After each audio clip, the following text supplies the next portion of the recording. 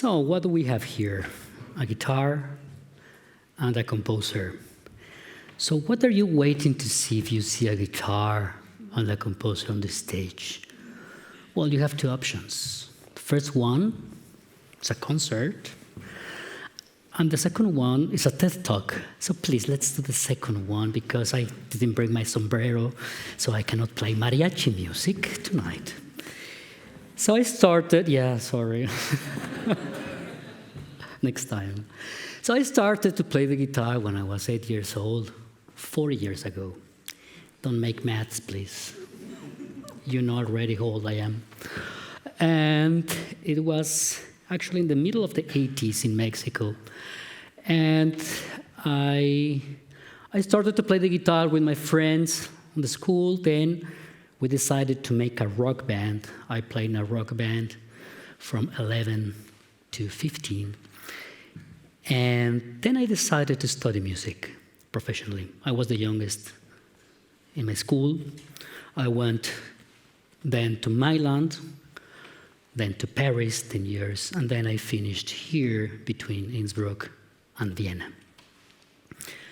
Let's get back a little bit to this teenager who wanted to make some career in the music. Well, I decided, I was in the school, so I decided one day at the end of the scholar year to tell my mathematics professor that I will start studying music. So I arrived, very happy, and I told him, hey, I want to start my music career, and I will let the school. So he looked at me and said, hey, you fool. You will finish as a cameraman of the local TV station. So I said, whoa, first of all, I love the cameras. Second, I think to be a cameraman is a great job, ask Spielberg. And the third thing is that mathematics is a part of an abstract world as well as music. Music and mathematics are related, very related. So I decided to take a second chance, second opinion at the school. So I went to ask my social science professor. He said, well, poor of you, you have to do something productive of your life. I said, whoa, really? Okay. I decided to take the third opinion in my school. So I went with the director, who was a French guy, very, very open-minded. So I said, I want to let the school on start in the studying music professionally. He looked at me and said, I'm very happy that you have found what you want to do in your life. So I went back at home. I told my parents that I wanted to study music, and I got the whole support of the family to start my music career. Actually, I have two brothers. One brother is writer, the other brother is painter. We are doing that professionally. I know sometimes it's not easy to find one artist in a family. We are three, poor of my mother. Well, I don't know. So at that moment, as I told you, I decided to let Mexico, and you know the story, Milan, Paris, and Austria. Back to the present.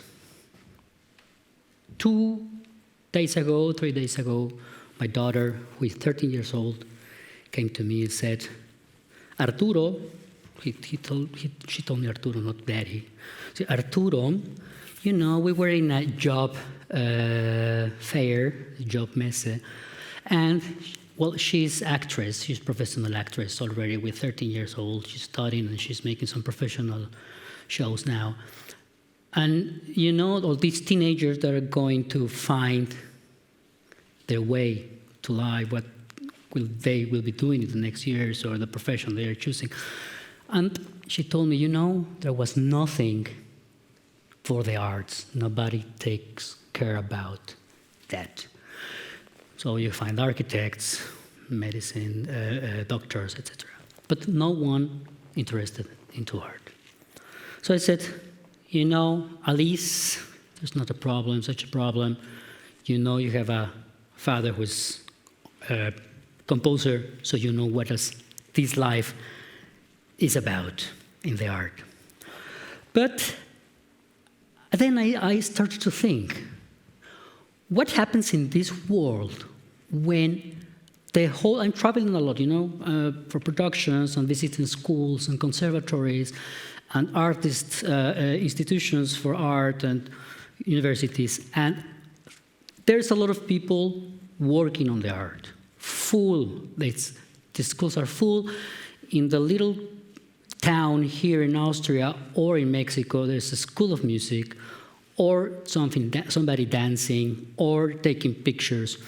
So why is happening this right now in the world? So on one part, we have a society who doesn't understand what's art related to with the people, and in the other part, a young generation that is focusing a lot in arts. So here's the core, the center of my talk. I think we are living in a crossfade technological art situation. So one part, we have the technology and the social media and all the tools we have that is growing up exponentially. And in the other part, we have the feeling that we are losing our humanity, if I can put it in that terms. So how can I check that?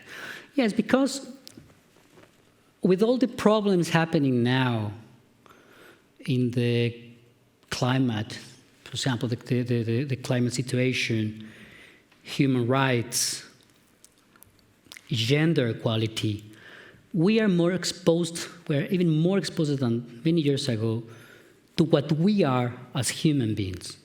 So for me, when somebody comes to me, I'm an artist since 30, 40 years, says, hey, the technology is getting the whole part of the life. I say, no. Don't you see? What kind of world, what kind of world are we living now? There's a lot of people taking care of what you didn't take care of for many years. And the technology is helping us to do that.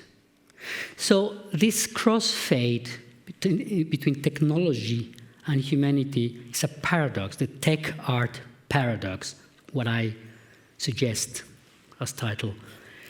And in this crossfade, we have tools, which is the most important thing. So we have now the social media.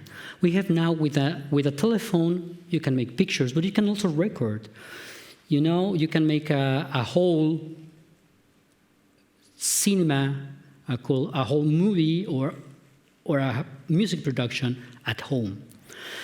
But the most important thing is not that you have the tool, but how you use it. And I think we are in the point of the creativity to play with those tools. I promise that I won't be a concert, but we will hear the guitar. And in French, you say jouer la guitare, it's like playing.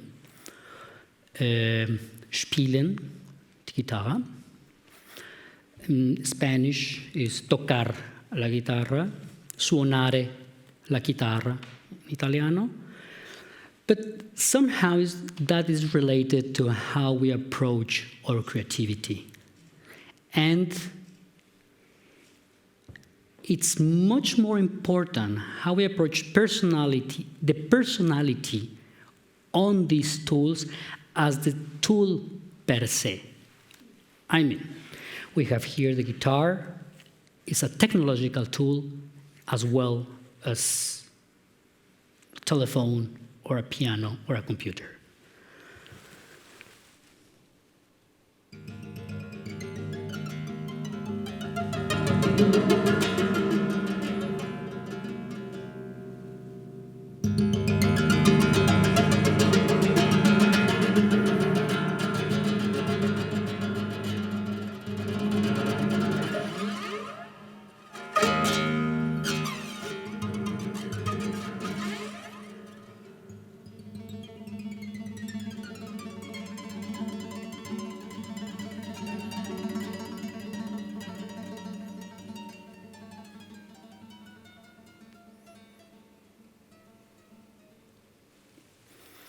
Well, that was a short composition if you want. I will take the copyrights later, okay? So what does a sound mean in this context? So this is a slide. You know, this for blues. You can play blues with it. Or you can make a contemporary music sound with a guitar. So it depends on how you use it, on how you use the guitar.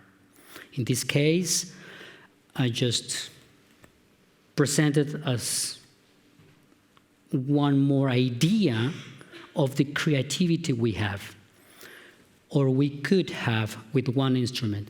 That happens, the same happens with the technology. The same happens with the social media. Let's don't be against the social media or the technology, because they are creating colorful possibilities of creating something. I remember that the music industry in the 80s didn't have the possibility to show as a list, as an internet. You know, the internet came later, web, 90s. But there was concerts. We could go to the concerts, but we couldn't get our list at home to hear what we wanted to hear. Now we have these possibilities, but have you seen how many concerts are now programmed on the scene everywhere in the world?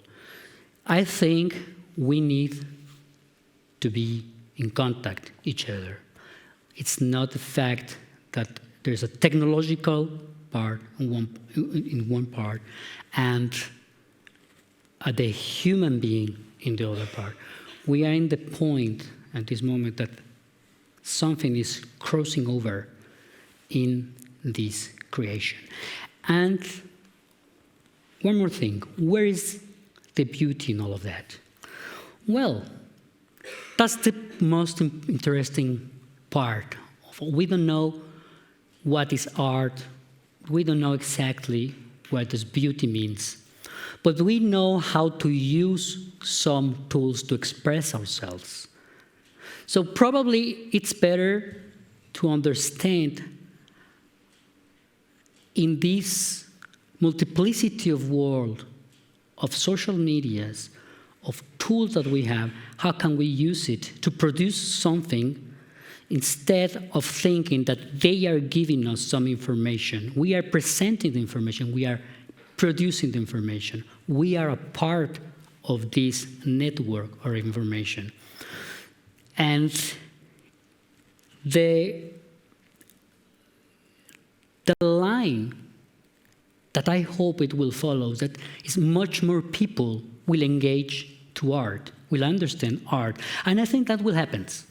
I think that will happen in the next generations, because we are much more exposed, now for music, images, or fashion, for example, or a chef who is cooking.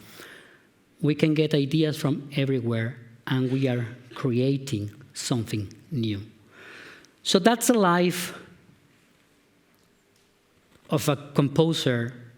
That's a problematic of our society, how we understand art, how the society doesn't still get that somebody can live and can live freely and good from the arts, making arts. We are deconstructing our world in a good sense. We are deconstructing beauty. We have many options. All those things are certainly a part of the creation, a part of the creative world. But we are constructing our own stories. We are constructing our lives with all that. So that's the most inspirational thing for me, that you can tell your own story somehow. And you have the tools to do it. But just be careful. Once you have your story told, ask for the copyrights. Thank you very much.